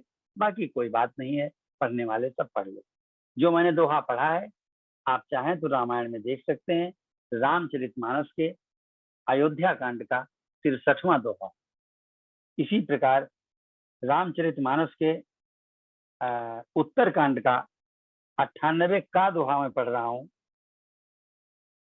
अशुभ वेश भूखन धरे, भच्छा भक्ष्य जे खाहि, तेई जोगी तेई सिद्ध नर, पूज्यत कल युग माहि। अब अशुभ वेश भूखन धरे के बाद कोई भी अल्प विराम या अर्ध विराम नहीं है। भच्छा भक्ष्य जे खाहि को उसी में मिला दिया है। तो ये प्रयोग जो है आप जब भी रामचरितमानस पढ़ें तो अपने आप लय में जब पढ़ेंगे तो आपकी लय 13 मात्रा के बाद अपने आप टूट जाएगी, लय में यति आ जाएगी और आप अपने मन में समझ लें कि यहाँ पर एक चरण समाप्त होता है, दूसरा प्रारंभ होता है। दोहा के बारे में ही बहुत कुछ कहना था, अब नहीं कहेंगे। ये नहीं कहेंगे इसलिए कह देते हैं कि हमारा आपका रिश्ता जुड़ा रहे, कि भविष्य में फिर कभी मिलते हैं तो वो सारी बातें होंगी कि आपके मन में रहे, मेरे मन में भी रहे। भविष्य के बीज बो देते हैं ये कह के कि इसको छोड़े दे रहे हैं, नहीं तो कहने क्या जरूरत है छोड़े दे रहे हैं। इसलिए कि हमारे आपके बीच एक रिश्ता बन जाए, एक जिज्ञासा का रिश्ता बन जाए। आप मुझसे अपेक्षा रखें कि कभी इस जिज्ञासा की पूर्ति अवश्य होगी। अब मैं एक और बता दूंगा, सोरठा। सोरठा दोहा इसलिए बताना जरूरी है कि दोहे को थोड़ा उलट दीजिए तो सोरठा बन जाता है। कैसे? कि पहले चरण को दूसरा कर दीजिए, दूसरे को पहला कर दीजिए, तीसरे को चौथा कर दीजिए, चौथे को तीसरा कर दीजिए, तो सोरठा बन जाता है। तुलसीदास जी ने ये काम तो बहुत अच्छे ढंग से किया, लेकिन चरण बताए नहीं। तो इससे सिद्ध होता है कि चरण तुलसीदास जी के मन में स्पष्ट थे। या तो उन्होंने ही अपनी मूल, हमने तुलसीदास जी की मूल प्रति पढ़ी नहीं है, तो मेरा अनुमान है कि या तो मूल प्रति में उन्होंने लगाया चिन्ह और गीता प्रेस ने छोड़ दिया, या हो सकता है मूल प्रति में तुलसीदास जी ने ही न लगाया हो, सोचा हो पाठक इतना तो खुद ही समझ गए। तो पहला दूसरा बदल दें आपस में, जिसे कहते हैं इंटरचेंज, और तीसरा चौथा आपस में बदल दें तो दोहा सोरठा हो जाएगा। कुमाराम पंडित मुनि पावहि विरति, पावहि मोह विमोह, जे हरि विमुख न धर्म रति। ये रामचरितमानस के अरण्य कांड के पहले वहाँ पहला जो है दोहा, दोहा एक एक टेक्निकल शब्द बन गया है कि जहाँ चौपाइयाँ खत्म हो उसको दोहा कहते हैं। अब खत्म कभी दोहे पे होती, कभी सोटे पे होती, कभी कभी हरिगीतिका चंद वहां पे होती, हरिगीतिका चंद भी बहुत। तो पहले दोहे का अरण्य कांड का ये पहला दोहे का सोठा है। और अब मैं आपको वैराग्य संदीपनी का एक सोठा देता हूँ। अज अद्वैत अनाम अलख रूप गुण रहित जो, मायापति सोई राम दास हेतु नर तनु धर्यो। ये है सोठा। और सोठा को उलट दीजिए दोहा हो जाएगा। अलख रूप गुण रहित जो, अज अद्वैत नाम दास हेतु नर तनु धर्यो, मायापति सोई राम। दोहा हो गया। ऐसे दोहे उलट दिए सोठा, और सोठा को उलट दीजिए दोहा हो जाएगा। एक बरवय छंद तुलसीदास जी ने लिखा है, बड़ा प्यारा है, समाप्त हो गया है, अंतिम बात है। बरवय छंद में बरवय रामायण रची है तुलसीदास ने। वैसे आपको बता दें कि सोठा जो है कुल मिला के 111 लिखे हैं तुलसीदास ने, और दोहे जो हैं वो कुल मिलाकर के 2126 रचे, जिसमें से रामायण में यानी रामचरितमानस में 1172 हैं, दोहावली में 551, रामाज्ञा प्रश्न में सब दोहे दोहे हैं 343, वैराग्य संदीपनी में 46, गीतावली में 10, विनय पत्रिका में 4, कुल मिला के 2126। और ये मेरी गणना आवश्यक नहीं है कि सही हो, गलत हो सकती। क्यों? क्योंकि तुलसीदास ने कई दोहे ऐसे हैं जो रामाज्ञा प्रश्न में भी लिखे हैं और रामचरितमानस में भी, और कहीं वैराग्य संदीपनी में है और रामचरितमानस में भी है। तो इतनी मैं खोज नहीं कर पाया हूँ कि किन किन दोहों की पुनरावृत्ति हुई, उनको मैं घटा देता। इसलिए संख्या में कोई अगर अंतर दिखाई दे तो यही कारण उसका होगा। अब बरवय जो है कुल मिला के 69 लिखे, 69 बरवय की एक छोटी सी पुस्तक तुलसीदास जी ने बनाई जिसका नाम है बरवय रामायण। और इसमें कोई क्रमिक विकास नहीं, कथानक नहीं है। इसमें सीता जी के सौंदर्य का वर्णन है, और सौंदर्य का वर्णन भी तुलसीदास ने ऐसे किया है कि रीतिकाल के कवि जो हुए हैं बिहारी वगैरह, बाद में लगता है इनको पहले चुनौती दे गए, ये मत समझना कि हम इस क्षेत्र में कम, ऐसा लगता है। या हो सकता है दूसरे ढंग से देखें तो वो बिहारी जैसे जो रीतिकालीन जो कवि हैं उनके लिए एक रास्ता खोल गए बरवय रामायण, कि आगे चल के आप लोग इसको आगे बढ़ाएं और इस प्रकार की रचना। एक बरवय सुनिए। चंपक हरवा अंग मिली अधिक सुहाय, जान पर ऐसी ही वरे जब कुमिलाए। श्रृंगारिक वर्णन है। अब जीवन कहे है कपि आसन कोय, कनगुरिया कह मुदरी कंकन होय। अब तुलसीदास अतिशयोक्ति की पराकाष्ठा कर दी। बिहारी क्या करेंगे? बिहारी के लिए तो रास्ता खोल भी दिया और एक चुनौती भी खड़ी कर दी। कहते हैं वो सीता जी, देखिए मैंने अर्थ कहीं नहीं बताया, लेकिन यहाँ मुझे कुछ जरूरत पड़ गई तो बता रहा हूँ कि सीता जी हनुमान जी से कहती है कि अब जीवन की, हे कपि, अब जीवन की मुझे कोई आस नहीं रह गई है।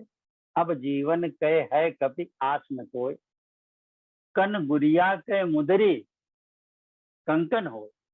कन गुरिया कहते हैं, अंगूठे से गिनिए तो जो 5वीं उंगली है, ये किनारे वाली उंगलियों में जो सबसे पतली उंगली है कनगुरिया, कनीनिका, उसमें जो अंगूठी होती पहनी जाती मुदरी, तो सबसे पतली उंगली कनीनिका की अंगूठी अब कलाई में कंगन के रूप में होने लगी है।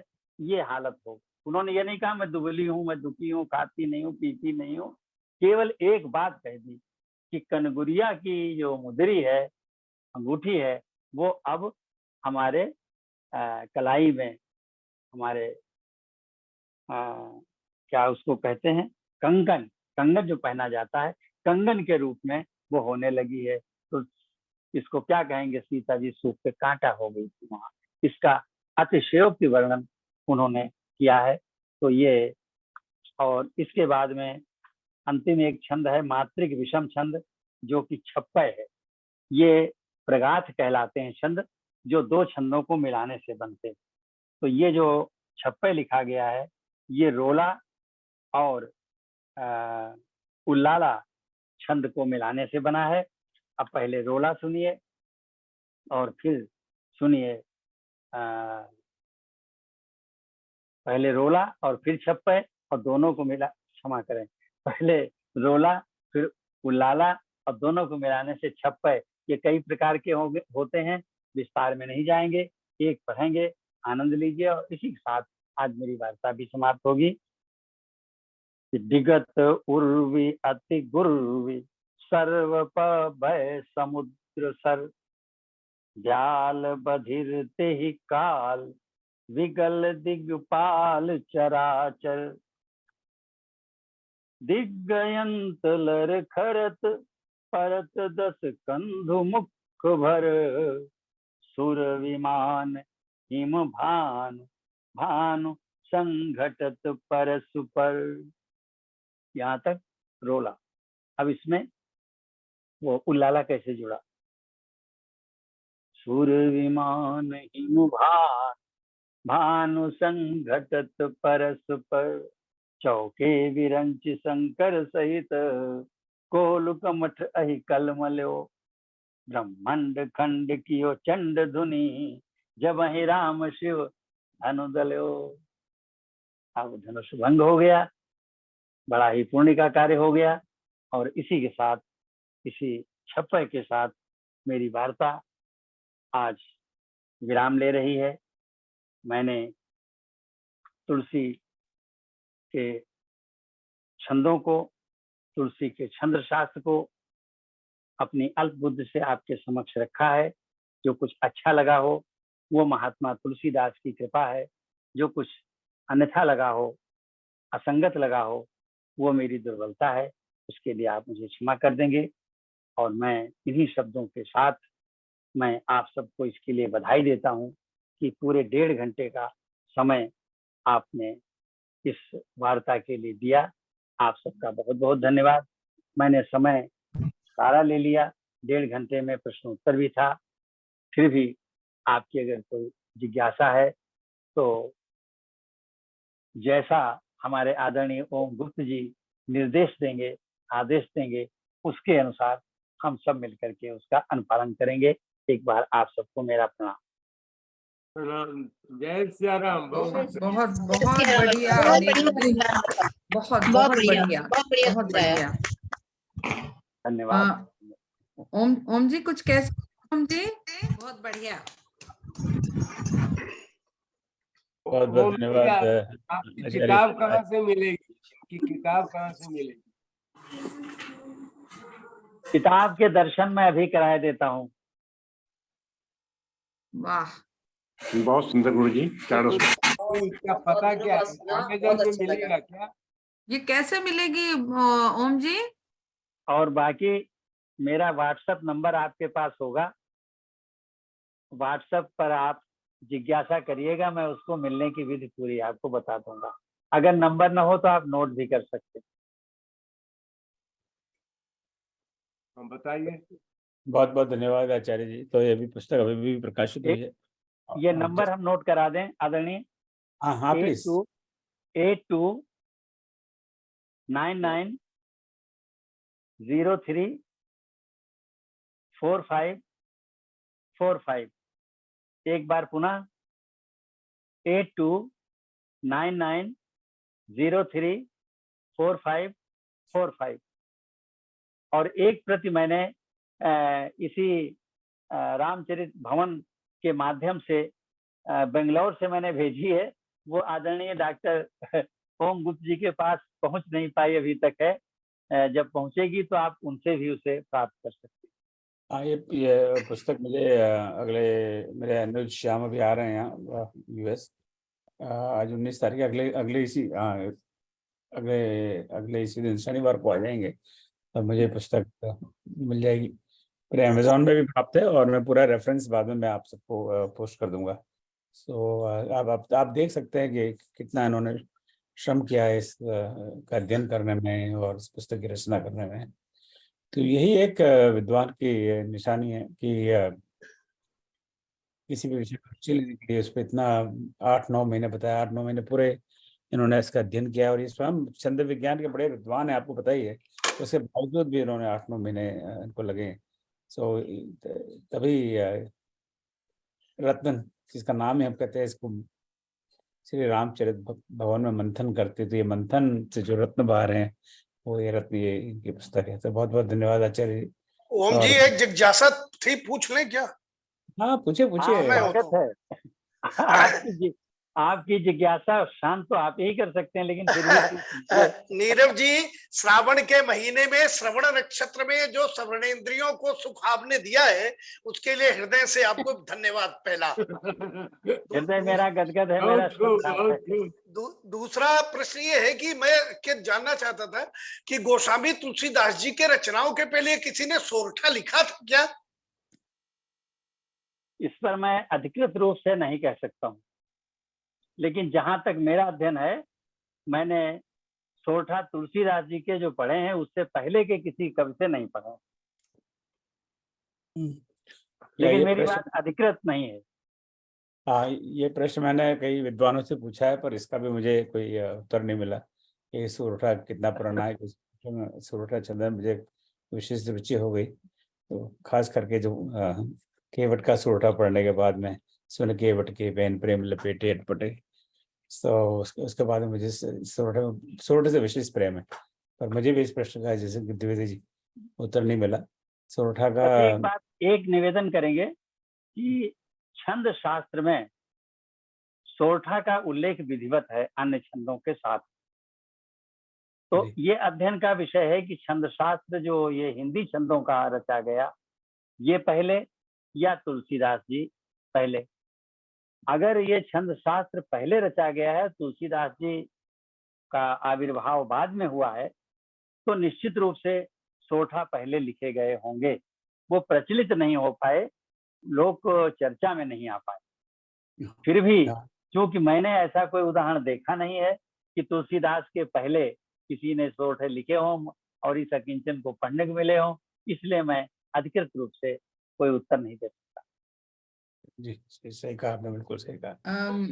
ओम जी, ये भी ऐसा भी कहा जाता है कि जब रीति काल जब शुरू हुआ, तभी काव्य शास्त्र और ये सभी पद्धतियां लिखी गई, तो उससे पहले जो भी है वो तो एक संयोग है, ऐसा भी लोग कहते हैं।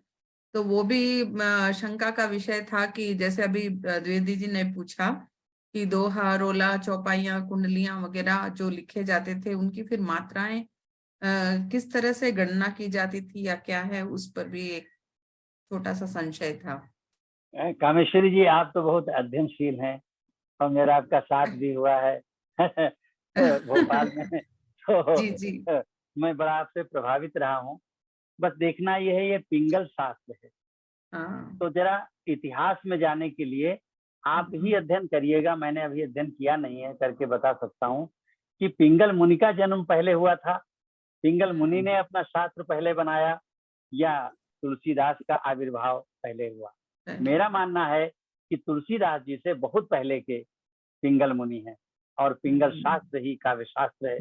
इसलिए मुझे ऐसा लगता है, मैं लगता है शब्द प्रयोग कर रहा हूँ कि काव्य शास्त्र पहले था, और तुलसीदास जी और जायसी जी, कबीरदास जी, सूरदास जी, ये तो सब लगभग मुगल काल के हैं, ये सब बात है।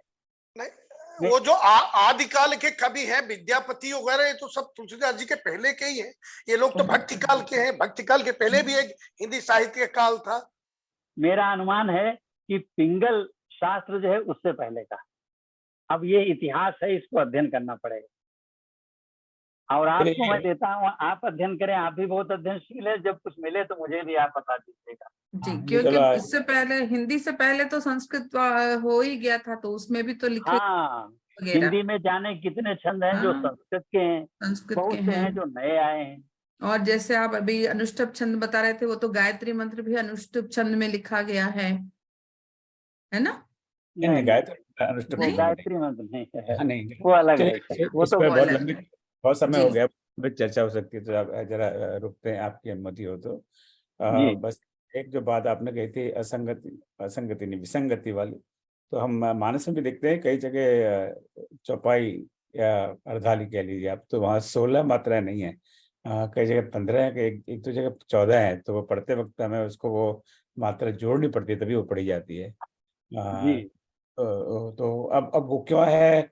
अब तुलसीदास जी स्वयं भाव में ऐसा लिख गए, या बाद में उसकी बाद में तो हाथ से लिखा गया है, उन्होंने तो हाथ से लिखी रचना, तब तो प्रिंटिंग प्रेस था नहीं, तो बाकी लोगों ने हाथ से लिखा, उन्होंने लिखने में गलती कर दी हो, या फिर गीता प्रेस ने गलती कर दी हो, ये सब जी बड़े, ये सब हाइपोथेटिकल क्वेश्चंस हैं। मैं तो समझता हूँ इसका हम आनंद लेना चाहिए, और वही मेरे से पर्याप्त है। पर हाँ यह है, वो और अगर बिल्कुल अगर अनुमति हो तो मैं आपकी इस बात पे टिप्पणी करूं।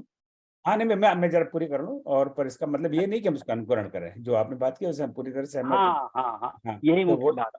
वो अगर तो 14 वहाँ 14 मात्राएं, तो वो वास्तव में वो चौपाई की परिभाषा में नहीं आता, वो होनी होनी चाहिए 16 ही। पर इसका अर्थ ये भी नहीं है कि वो बिल्कुल बेकार है, उसको निकाल के फेंक दो और तुलसीदास की निंदा करने बैठ जाओ। हमारे यहाँ बहुत बहुत सारे विद्वान लोग हैं, ऐसी चीज़ों को पकड़ते हैं, बोले अरे रे तुलसीदास जी ने यहाँ गलती कर दी, वहाँ गलती कर दी, उन्होंने ये नहीं ऐसा लिखा होगा। अब वो तो हमें क्या पता उन्होंने कैसा लिखा होगा। इवन गीता प्रेस भी इस बात को एडमिट करता है, और उनके इंट्रोडक्शन में लिखा है कि बहुत प्रयास करने के बाद में भी हमें मानस की ओरिजिनल प्रति नहीं मिली। तो जब गीता प्रेस विद्वान ने बहुत समय लगाया है मानस की प्रति को ढूंढने में, तो उन्हें नहीं मिली, तो उन्होंने फिर अपने हिसाब से जो मिला उसी हिसाब से उसको प्रकाशित किया है। तो जो जो जो तुलसीदास जी ने स्वयं क्या लिखा, वो मैं नहीं समझता कि किसी को पता है क्या लिखा। और जब बाद में लोग लिखते गए, उसमें उन्होंने कुछ लिखा कुछ होगा, बाद में लोगों ने कुछ और लिखा होगा, तो उस बाद विवाद में पड़ना शायद अनावश्यक है। परिभाषा चौपाई की बहुत क्लियर है, तो आचार्य जी ने बताया है। अब उस हिसाब से कुछ पंक्तियों में ऐसा नहीं है, या दोहे में नहीं है, दोहे में भी कई जगह हमने देखा है कि वो मात्राएं ठीक उस काउंट से नहीं बैठती हैं, तो वो दोहा नहीं बनेगा, या वो सोरठा नहीं बनेगा, या वो चौपाई नहीं बनेगी व्याख्या के अनुसार से। तो आपने अब जैसे अर्धाली की बात की, अब जैसे मंगल भवन अमंगलहारी द्रवौ सुरसराज बिहारी, ये अर्धाली है, तो फिर मंगल भवन अमंगलहारी ये क्या है? अब कुछ लोग इसको अर्धाली कहते हैं कि मंगल भवन अमंगलहारी ये अर्धाली है। अब ये अर्धाली है या पूरी पंक्ति अर्धाली है? अब पूरी पंक्ति अर्धाली है तो अली क्या है? ये सारे एक तो अर्ध अली क्या है? तो इसको अर्ध चौपाई कही है, अर्धाली क्यों कह रहे हैं? तो ये सारे एक प्रश्न प्रश्न तो खड़े होते ही। और ये जो साहित्यकार हैं, विद्वान हैं, आचार्य ओम नीरव जी जैसे, वो इस पर विचार करते हैं और अपनी राय देते हैं, पर ये प्रश्न तो बने ही रहेंगे। मैं एक दो बस फ्यूचर प्लानिंग की बात बता देता हूँ आपको। अगले बुधवार को आपको पता ही है, 23 तारीख को जो हमारा रामचरितमानस का कोर्स समाप्त हुआ, उसका दीक्षांत समारोह है। तो बुधवार को आप सब अवश्य बता रहे हैं। समय है 8:30 बजे। आपको आमंत्रण जैसा हमेशा हम करते हैं, आपको 1-2 दिन पहले भेज देंगे। अक्सर हमारे सारे कार्यक्रम की लिंक यही होती है, जो लिंक आज आप यूज कर रहे हैं, तो लिंक की प्रतीक्षा मत करिए, यही लिंक है, अक्सर डिफॉल्ट लिंक यही है। तो unless there some very special activity we use different link. अगले शनिवार को तुलसी मानस प्रतिष्ठान के 3 विद्वज्जन जिनको हम मिले थे वहाँ पर, शर्मा जी, रावत जी और मिश्र जी, तुलसीदास के जीवन पर, उनके कार्य पर चर्चा करेंगे। और बाद में तो जन्माष्टमी है, तो राम जी को जरा एक थोड़ा सा बैक सीट दे देंगे, आप थोड़ा विश्राम करिए और जरा कन्हैया जी को याद करते हैं। तो 2 सितंबर को पहले सैटरडे को जन्माष्टमी पर भजन, और 9 सितंबर को कृष्ण काव्य गोष्ठी का आयोजन है, और 14 सितंबर को हिंदी दिवस है। तो उस उपलक्ष्य में हम हिंदी में लघु कथा पर चर्चा करेंगे। लघु कथा क्या है, तो उस समय फिर आचार्य ओम नीरज जी के फिर दर्शन होंगे। इनके लघु कथा के 2 संकलन प्रकाशित हुए, इनके इनके अलावा भी 2 और जाने माने लेखक हैं, कथाकार हैं लघु कथा में, और भी उनकी रचनाएं, वो भी आमंत्रित है। तो दैट विल बी ऑन 16। तो अगर आप लघु कथा लिखते हैं या लिखना चाहते हैं, जानना चाहते हैं लघु कथा क्या है और क्या नहीं है, तो फिर वो 16 तारीख को, यानी 4 वीक्स फ्रॉम नाउ। और आज मानस और छंद पे काव्य रचना हुई, तो एक प्रश्न अभी परसों कब हमारी लास्ट मीटिंग हुई थी, उस पर यह आया था कि हाँ, भी श्रावण मास पारायण पर जब चर्चा हुई थी कि बहुत लोग अभी भी चौपाइयों को, दोहों को का उच्चारण सही नहीं करते। तो ये बात हुई थी कि चलो उस पर एक चर्चा हो। तो इस मंथ के अंत में, अगले मंथ के अंत में 30 सितंबर और 7 अक्टूबर को मानस को कैसे सही तरीके से पढ़ा जाए, उच्चारण कैसे सही हो। हम गाने की बात नहीं करेंगे कि सही शब्द को सही उच्चारण कैसे सही किया जाए, उस पर चर्चा करेंगे। तो मैं थोड़ा प्रयास करूंगा पहले दिन बताने का, और बाद में वो वर्कशॉप फॉर्मेट होगा। और जो इसमें उत्सुक है विद्यार्थी भाव से जानने को, वो इसके लिए थोड़ा सा गूगल फॉर्म में रजिस्टर कराएं, तो भी पता लगे कितने लोग आ रहे हैं। एंड देन विल प्रैक्टिस कि दोहे का सही तरीके से कैसे पढ़ें, चौपाई को सही तरीके से कैसे पढ़ें, ओशा है या खा है, उस पर विल डिस्कशन। और फिर कई लोगों का ये सुझाव था कि हमें नवरात्र में नवा पारायण करना चाहिए। तो नवरात्र में नवा पारायण करेंगे, 9 दिन मानस का पाठ करेंगे। और उसके बाद में तो वाल्मीकि जी आएंगे, वाल्मीकि जी की जन्म जयंती है, फिर वाल्मीकि जी को याद करेंगे। तो अगले 2 महीने के इस तरह के प्रोग्राम लाइन अप है। हमारे वेबसाइट पे भी पोस्टेड ऑल द कार्ड्स। तो जब भी आप अगर स्मरण करना चाहें क्या है, तो वेबसाइट पे चले जाइए, सारे भविष्य के प्रोग्राम आपको दिखाई देंगे। तो और आपका कोई मेरे लिए प्रश्न हो तो बताइए। चलिए, बहुत बहुत धन्यवाद आप सबको, और आचार्य जी को पुनः मेरा प्रणाम और धन्यवाद, आप पधारे। और ये तो बिल्कुल गागर में सागर है, इसके लिए 1 घंटा बहुत कम है, आपको पता ही है। इसके लिए तो पूरे 24 घंटे हों तो वो भी कम पड़ेंगे। पर हमें कई चीज़ों का आपने ज्ञान दिया, इसके लिए हम आभारी हैं, और सभी श्रोताओं के आभारी हैं। आप सब पधारे आचार्य जी को सुनने के लिए। तो इसके सभी का साथ बहुत बहुत आभार, नमन। प्रणाम। ओम सर्वेषां स्वस्तिर्भवतु, सर्वेषां शान्तिर्भवतु, सर्वेषां पूर्णं भवतु, सर्वेषां मङ्गलं भवतु। ओम सर्वे भवन्तु सुखिनः, सर्वे सन्तु निरामयाः, सर्वे भद्राणि पश्यन्तु, माँ कश्चित् दुःखभाग् भवेत्। ओम असतो मा सद्गमय, तमसो मा ज्योतिर्गमय, मृत्योर्मामृतं गमय। ओम शांति शांति शांति। जय श्री राम।